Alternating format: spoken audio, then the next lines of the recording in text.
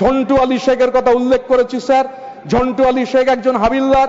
নদিয়ার তেহট্টতে ঝন্টু আলী শেখের মরদেহ যখন গেছে তখন গোটা আশেপাশের গ্রাম মানুষ ভেঙে পড়েছেন, হাজার হাজার মানুষ শ্রদ্ধা জানাচ্ছেন। 26 তারিখ এপ্রিল মাসের 2025 শনিবার সবাই ছিলেন। আমাদের পার্টি তো বটেই, অন্যান্য রাজনৈতিক দল ছিল না কেবল একটিমাত্র রাজনৈতিক দল। কুইজ মাস্টার হওয়ার প্রয়োজন হয় না এটা জানবার জন্য। যে কেউ জানেন বাংলায় যে কোন রাজনৈতিক দল যায়নি। বিজেপির কোন নেতা রাজ্য স্তরের সেদিন যাননি ঝন্টু আলী শেখকে সম্মান জানাতে। এখন হাবিলদার ঝন্টু আলী শেখ স্যার যে নদিয়া জেলা, এই নদিয়া জেলার পলাশী বলে একটা জায়গা আছে স্যার। 1757 সালে যখন স্বাধীন বাংলার শেষ নবাব সিরাজদৌল্লার পতন হচ্ছে, যখন ইংরেজ বণিকের মানদণ্ড শাসকের রাজদণ্ডে রূপান্তরিত হচ্ছে, সেই সময় মুসলমানের ঘরে জন্মানো স্বাধীন বাংলার শেষ নবাব সিরাজের বিরুদ্ধে যে ষড়যন্ত্র, সেই ষড়যন্ত্র করেছিলেন আরেকজন মুসলমানের ঘরে জন্মানো মির্জাফর। কিন্তু মির্জাফর একা ছিলেন না। মুসলমানের ঘরে জন্মানো মির্জাফরের সঙ্গে হিন্দুর ঘরে জন্মানো জগৎ শেঠ, হিন্দুর ঘরে জন্মানো রায়দুল্লভ, হিন্দুর ঘরে জন্মানো উমিচাঁদ এই ষড়যন্ত্রে সামিল ছিলেন। আর পলাশী রামবাগানে সিরাজ পরাজিত হয়েছিলেন, কিন্তু বাংলার মাটি এটা দেখেছিল। বাংলার মাটি এই বার্তা দিয়েছিল যে সিরাজের জন্য, মুসলমানের ঘরে জন্মানো সিরাজের জন্য রক্ত দিলেন কারা? রক্ত দিলেন মুসলমানের ঘরে জন্মানো মীর মদন আর হিন্দু ব্রাহ্মণের ঘরে জন্মানো মোহনলাল। এই যে ইতিহাস, এই ইতিহাসটা আপনি চাইলে মুছে ফেলতে পারবেন না। 1757 100 বছর বাদে স্যার 1857 মহাবিদ্রোহ, first war of Indian independence, আমাদের বাংলার ব্যারাকপুরে মঙ্গল পান্ডে, ঈশ্বর পান্ডে তারা শহীদ হচ্ছেন।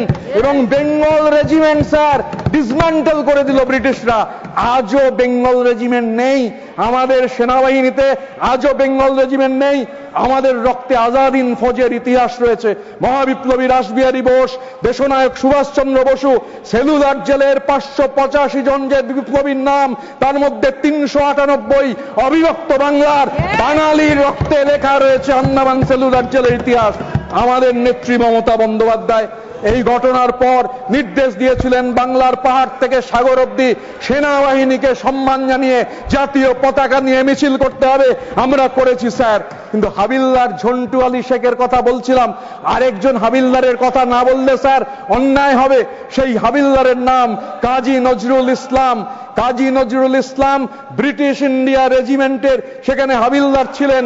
সেই কাজী নজরুল ইসলাম তিনি একটা কবিতা লিখেছিলেন কোন সংগঠন তৈরি হওয়ারও অনেক আগে। এই সংগঠন তৈরি হওয়ার অনেক আগে কাজী নজরুল ইসলাম তিনি লিখেছিলেন বিদ্রোহী বলে একটা কবিতা। এই যে পাক অধিকৃত কাশ্মীর, এত মানুষের সমর্থন, সবাই সমর্থন করছেন, তা সত্ত্বেও কেন পাক অধিকৃত কাশ্মীর আমরা দখল করতে পারলাম না প্রশ্ন উঠছে। আমি যে কথা বলে শেষ করতে চাই, আমি হাফ এ মিনিট নেবো স্যার।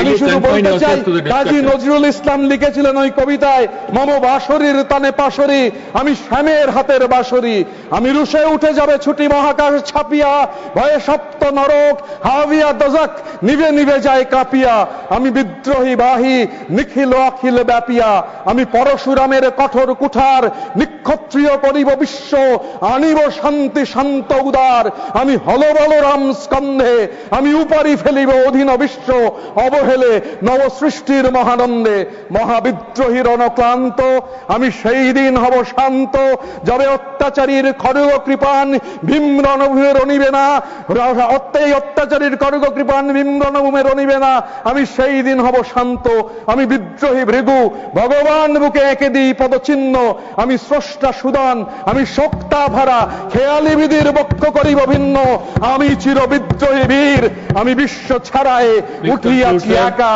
চির উন্নত শির। জয় হিন্দ, জয় বাংলা।